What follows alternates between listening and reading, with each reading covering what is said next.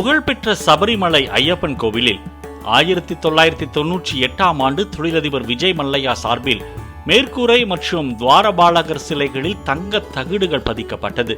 இதற்காக அப்போது 33 கிலோ தங்கம் பயன்படுத்தப்பட்டதாக கூறப்படுகிறது.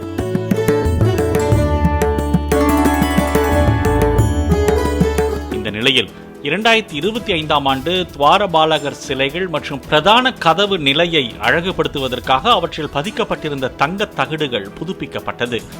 அப்போது தங்கம் அபகரிக்கப்பட்ட சம்பவம் வெளியாகி பெரும் பரபரப்பை ஏற்படுத்தியது.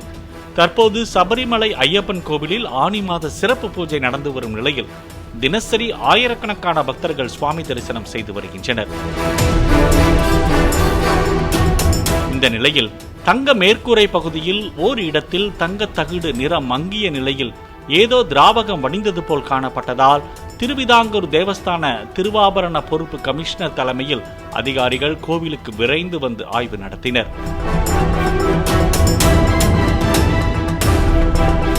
நெய்யாபிஷேகம் நடத்த வந்த பக்தர்களில் யாராவது பக்தி மிகுதியால் நெய்யை எடுத்து தங்க கூரையில் தெளித்திருக்கலாம் என தெரிவிக்கப்பட்ட நிலையில் தங்கத்தை பிரித்து எடுக்க யாராவது கெமிக்கல் ஆசிடை வீசி இருப்பார்களோ என்ற கோணத்திலும் அதிகாரிகள் தீவிர விசாரணை நடத்தி வருகிறார்கள். பிளே ஸ்டோர் மற்றும் ஆப் ஸ்டோரில் இருந்து பாலிமர் செயலியை QR கோடு மூலம் பதிவிறக்கம் செய்யுங்கள். செய்திகளை உடனுக்குடன் பெறுங்கள்.